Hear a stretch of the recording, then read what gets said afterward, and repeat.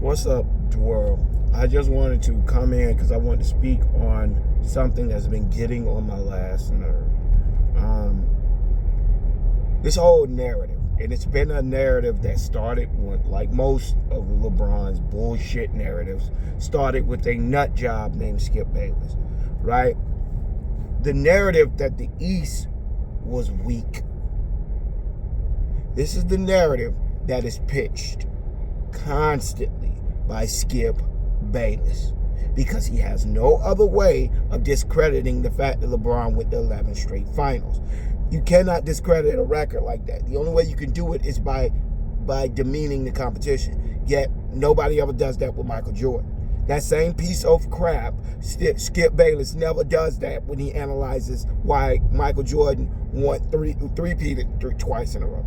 Nobody ever calls him the question that he didn't play anybody. But he says the East was weak. Okay.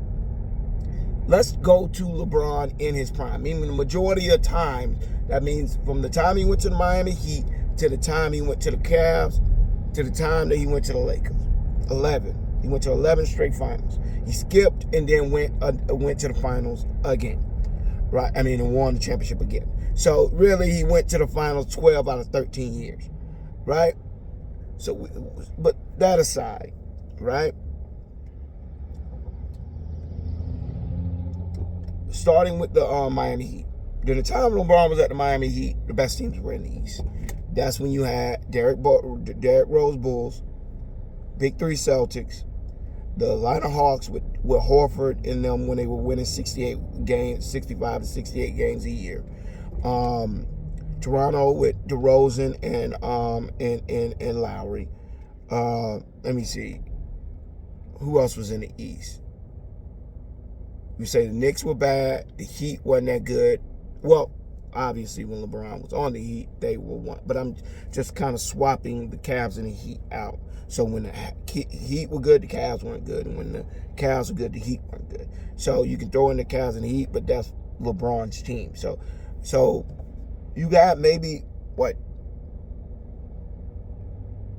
The Bucks weren't good. But for the most part, all the teams in the East were good.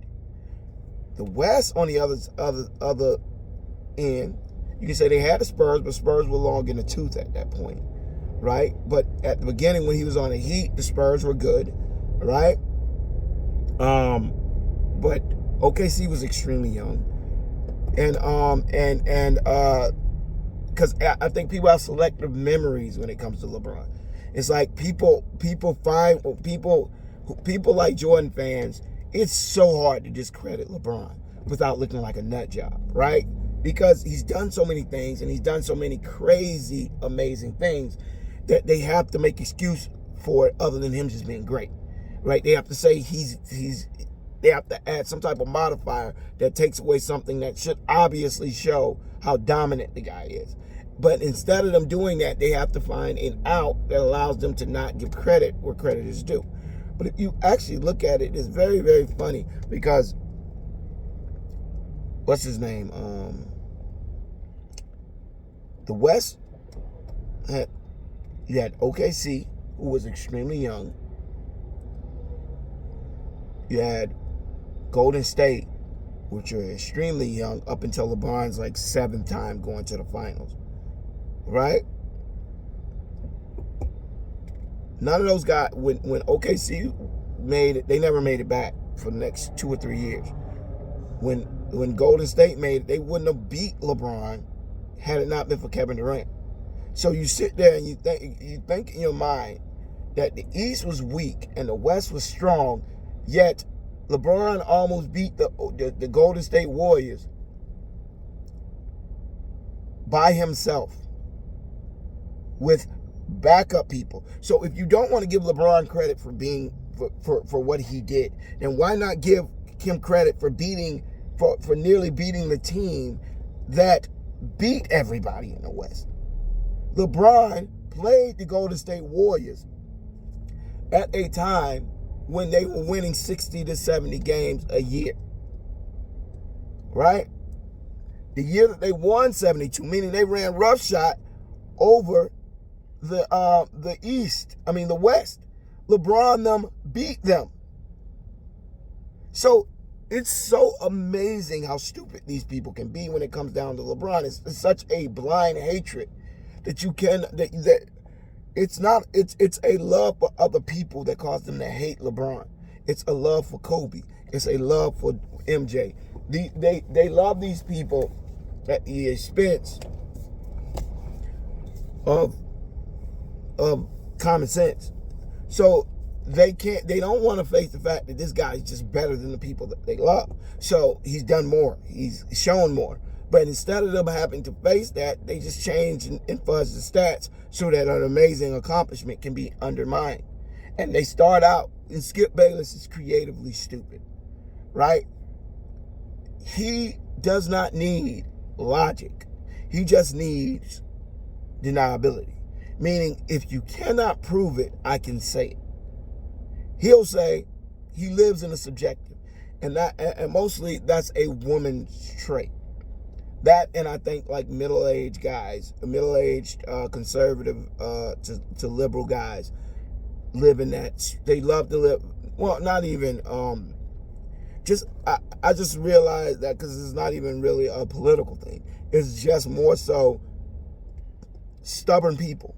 Stubborn people love the subjective, meaning they love to build their entire arguments on on subjective things, meaning stuff that they believe that can't be proven. And so you can't disprove them because they're saying something that's an opinion.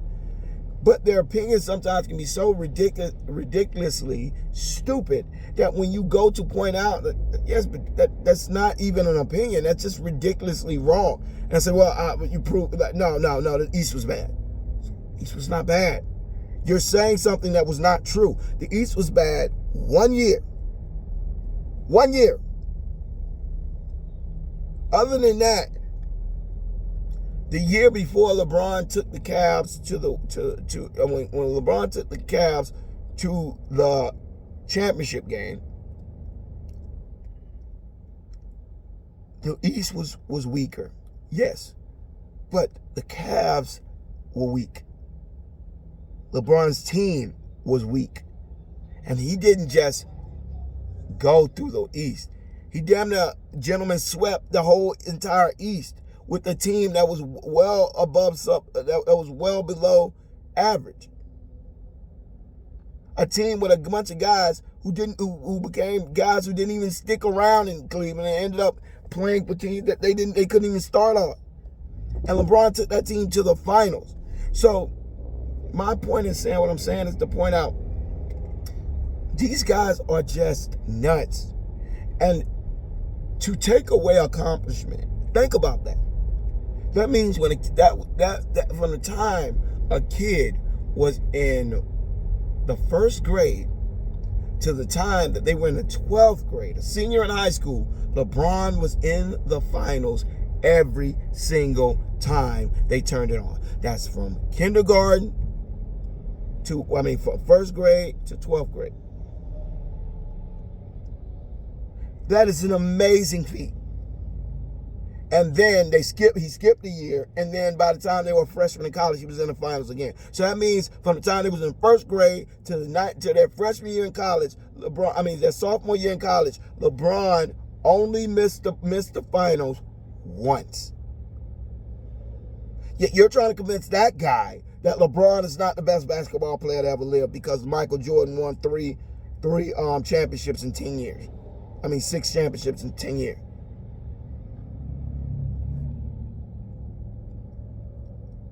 I'm not trying to say that you should demean Michael Jordan winning a three-peat. But if you're going to demean LeBron, you have to demean Michael Jordan. You have to, if you're going to call competition into question to take away accomplishment, then don't turn around and try to get annoyed when people start breaking down the competition. I heard a guy say, well, Kobe Bryant, people don't get Kobe when Kobe was coming out the West. No, when Kobe was coming out the West only had the Spurs. That's why most of the time when Kobe got the biggest competition would generally come from the East. Detroit Pistons, the Celtics. That's who their biggest competition came from. The West was not, they had the Spurs. And that was literally it. Everybody else was mid. Like I said, OKC was young. The Mavericks were I mean, come on, Dirk was known for disappearing in the playoffs. So you sit there, you look at it like, okay, I would say at the time that you brought up the Kobe versus LeBron thing, Kobe's competition versus LeBron competition. Someone explain to me what was all this competition Kobe was going through. He had the Spurs, yes. But who else? Gonna bring up the OKC Thunder, the Jazz, the Clippers. It's like,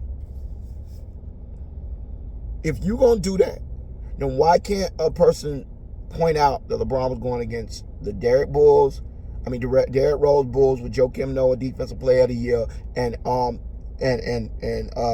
Derrick Rose the best young player in the NBA. If you're gonna point to the OKC Thunder, why can't a LeBron fan point to the Bulls? Because the Bulls were better than OKC Thunder at the time. The Bulls took LeBron them to a deeper a deeper series than the Thunder did. So why does he get credit for playing the OKC Thunder, but LeBron doesn't get credit for playing against the Joakim Noah, Derrick Rose Bulls? Oh, it don't count.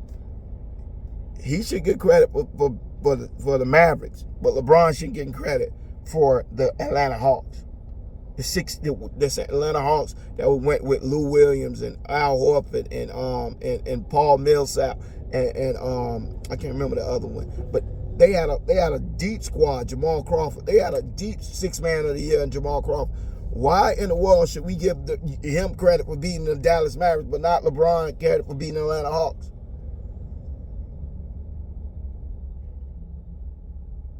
The Spurs, why? Just like the Spurs won 1 out of 2, the Celtics won 1 out of 2 against Kobe.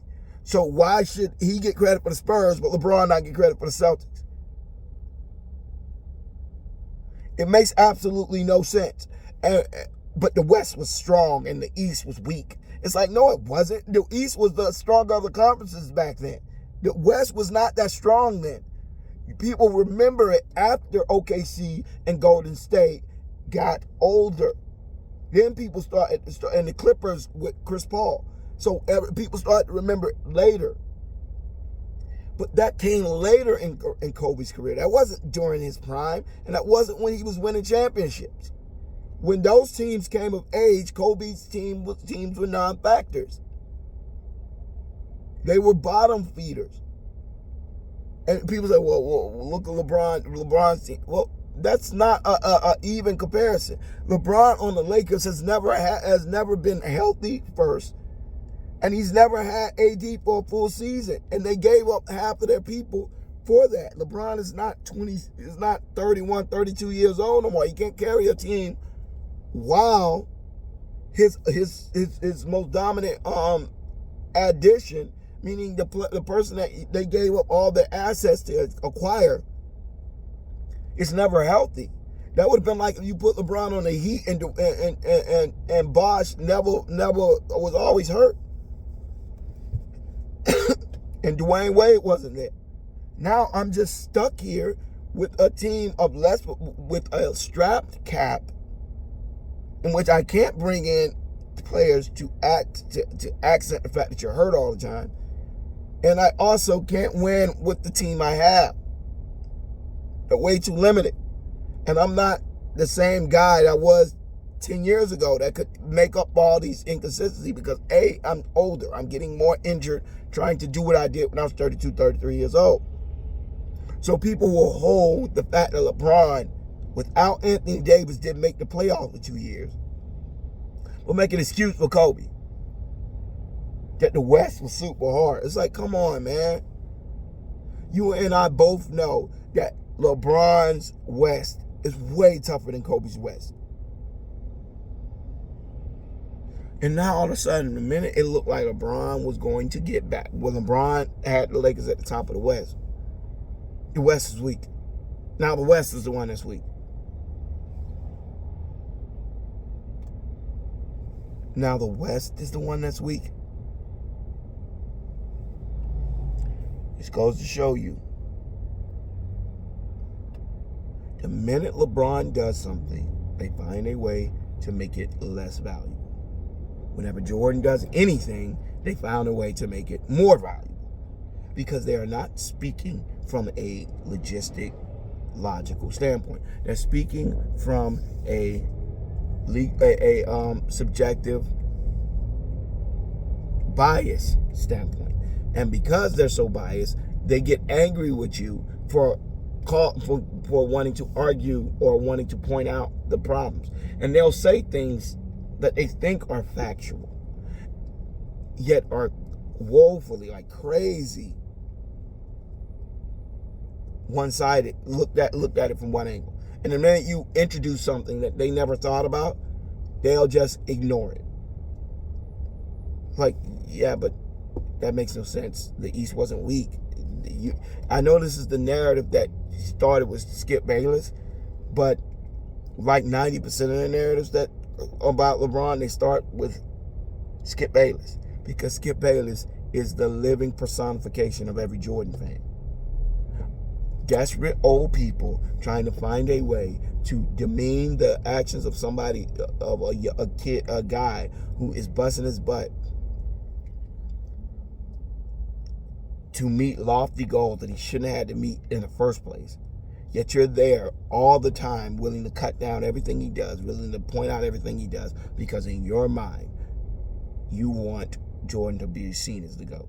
And if anybody compare, and because you started the argument like a fool years ago, now you're continuing the narrative because you need it to be true. But that narrative will not sustain itself without the nut jobs around to sustain it. As time goes by, nobody remembers what people dealt with. They remember what they did.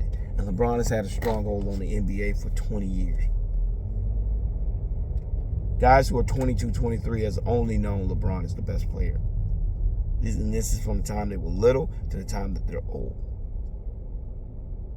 He's the one guy that nostalgia of when they were really, really young can't supersede the fact that they're now at this age and still believe the same thing, because he's still playing and he's still doing what they thought what he did when what he's doing is amazingly good. It's crazy. And to demean that because you want to keep a hold, no, well, you can continue to say, well, Michael Jordan will always be the great GOAT to me. Well, that's fine, but you don't have anything to back that up. That's just your opinion.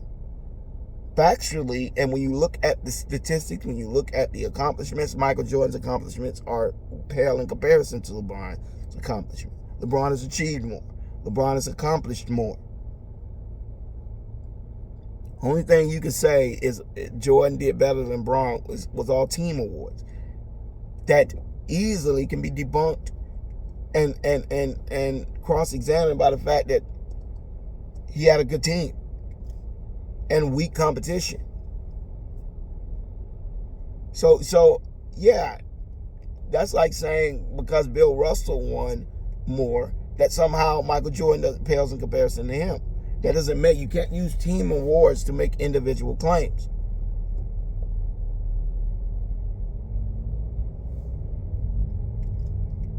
It's like, no, you're in the wrong court. You want to talk about which team was better? Yes, all the Bulls teams were better than LeBron's teams. All of them. They had better shooting. They had better defense. They had better rebounding. They were a better team. You can look at it statistically and it proves out. But the problem is that actually hurts Michael Jordan's claims. So then they get mad and tell you, oh, the Bulls were not better. Michael Jordan was just that good. But the things that they were great at, Michael Jordan wasn't great at. 3-point shooting. Defensively, he did not guard the top player. Rebounding, he didn't do. So you make the argument that Jordan did not. They won the 72 game. Pippen decided to sit out, and they were terrible the year after that during the stint that Pippen decided to sit out. But nobody focuses on that. Everybody focuses on the fact that, oh, they went from 72 win team and dropped a year later when Pippen decided to sit out. But it changes nothing in their mind because they can only use team awards to make individual claims. Oh, he's the GOAT. But you don't have, you can say to you he's the GOAT, but you have yet to tell me anything that will give me the impression that this is an objective argument you're making and not a subjective argument you're making. Because honestly, they live in the subjective. Because if they went to the objective, they would lose hands down. It wouldn't even be close. They just bomb. So anyways, please let me know what y'all think. Comment, subscribe if you like it, and thumbs it up. And please subscribe. All y'all that like what I'm talking about. All right, y'all. Peace.